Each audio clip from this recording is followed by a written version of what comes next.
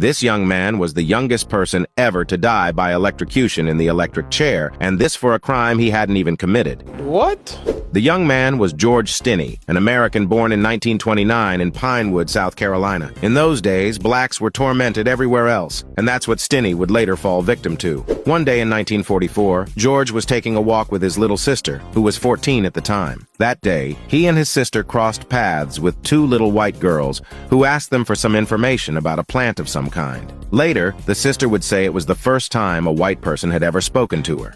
After that, the two girls got on their bicycles and left. George and his sister returned to their occupations. It was later that he heard that the two girls he and his sister had met had disappeared. During the search, George had gone with his father to help the police look for the girls, at which point George told someone who was there that he had seen the girls earlier in the day. Sometime later, the police found the bodies of the two murdered girls, and immediately, as George was the only one who had seen them, he was classified as the #1 suspect. Damn! And from then on, things went very fast for George. They arrested him, then took him to the police station. After a forced interrogation, the sheriff said George had confessed to the murder. George's family had to flee the neighborhood to save their lives, and George was left alone. They took him to court to stand trial, and George's trial was over in 2 hours.